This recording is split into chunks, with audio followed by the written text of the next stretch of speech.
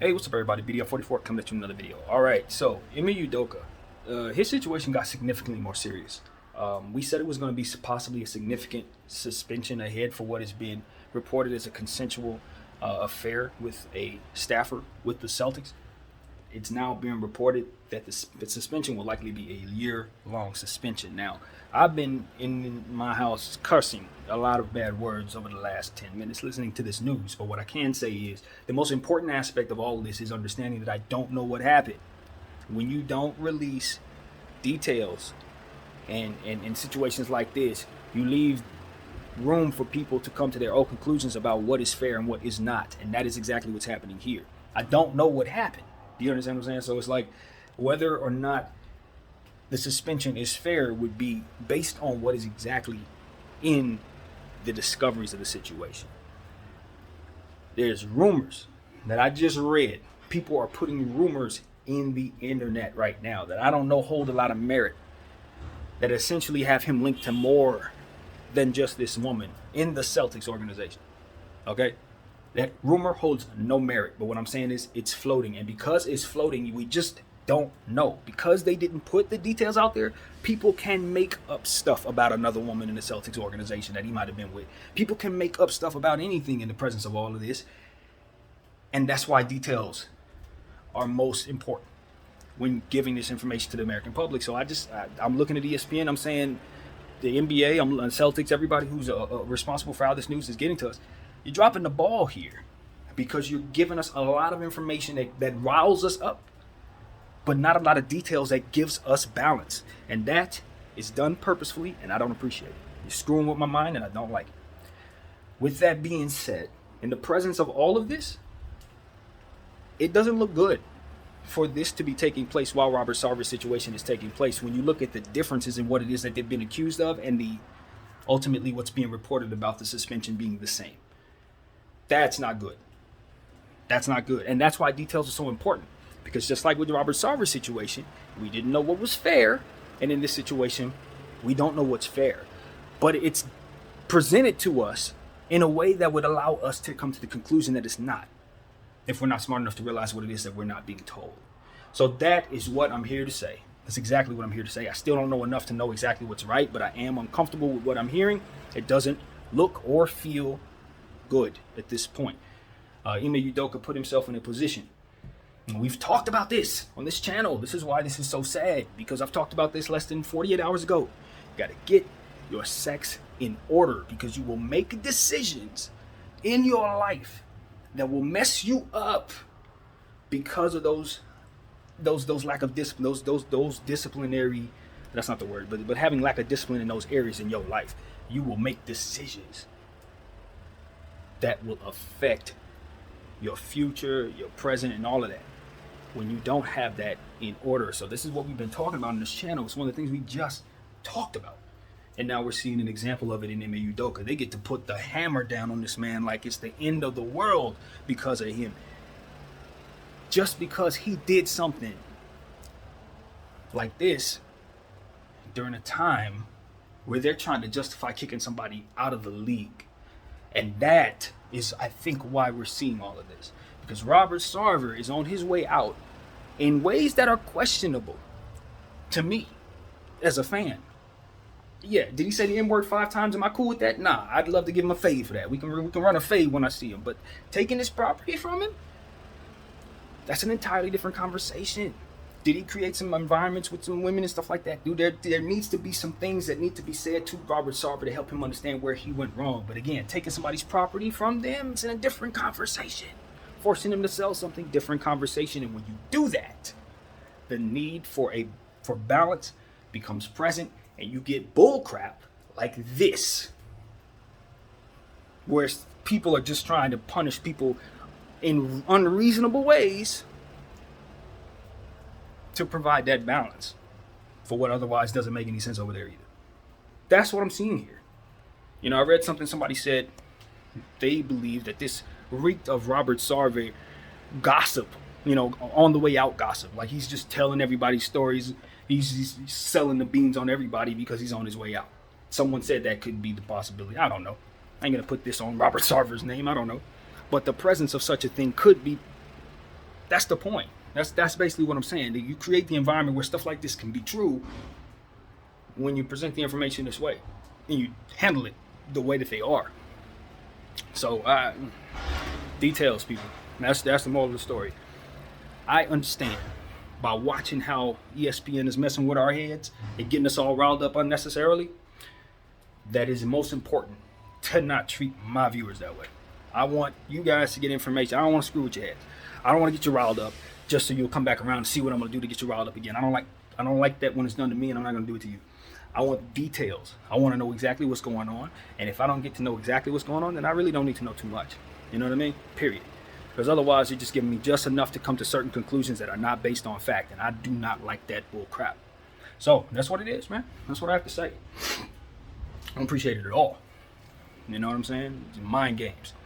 Now, as far as Ime Udoka and his situation, man, I don't know. I would have to know the details to know if if an appeal would be right. My natural inclination is to say this needs to be appealed, but if there's more going on than what has been reported and there's more stuff that needs to be told, then obviously that would adjust what I have to say about his suspension. You know what I mean? So that's it. That's really what it is. There's a lot of frustration based on just watching how the media is handling this, giving us our information. It's just not right how they're doing this. But again, people, it doesn't start with them. It starts with Ime Udoka's decision making. It starts with the lady and the other person's decision making. Her decision making as well. It took two, not just one. There's not one person involved in this. It's two employees. And even though she's not a head coach, I'd imagine she's going to be facing a great deal of reprimand as well. You know, or maybe probably lose her job, which is another thing that we got to keep our eye on. What are they going to do to her? Keep a very close eye on that. What does the Celtics do to her? You know what I mean? Does this all make sense in the grand scheme of things? That's what I need to see, because a lot of what is going on in the NBA just doesn't. It's too much going on that has nothing to do with basketball, that basically shines a bad light on people's character. And I'm just trying to figure out why they want that energy on them at the beginning of the season, right before collective bargaining agreement negotiations. Why would you want that energy surrounding you? It's like a distraction. And I always look at distractions as a means of something that's supposed to take my attention away from something else that I probably should have my attention on. So it's just like, what is going on, NBA? What are you doing? What are you doing? It's weird. But yeah, so that's how I'm looking at the situation, man. I don't like it. I don't like it for the players. I don't like it for the young guys who are coming into the league right now. The rookies like Paolo Banchero. He should not have this environment to come into to start his career. This should not be something that's looming over his career, his rookie season. Even though it's not on his team, even though it's not, you know what I mean? It doesn't involve him in any way. Is this the point? Like, why is all this negative energy surrounding the league to start the season?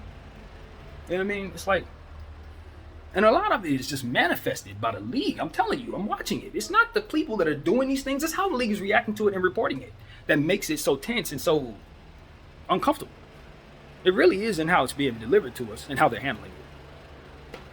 It's just that people are trying too hard to punish others. It's like, stop trying to punish people so damn hard. It's not that serious. You know what I mean? People have to work together. You're all professionals. You're not each other's parents. Okay? That's the first thing. Everybody's trying to police everybody else because everybody's trying to fit these new norms that we have. It makes it so that it's impossible to not offend people. You got to step on eggshells to keep from offending everybody. So as a result, we're trying to punish everybody for every little damn thing in the most massive way to try to fit a massively imbalanced mindset of people who just want to punish people.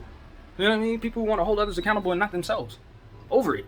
Stop this cancel culture nonsense. Let's get back to balance. Let's get back to having a backbone.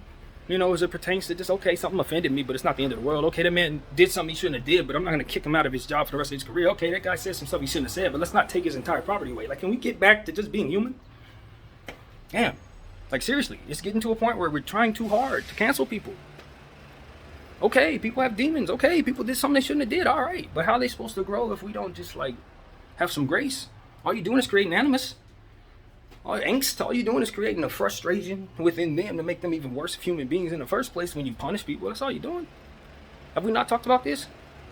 Ime Udoka is one of the best coaches in all of basketball.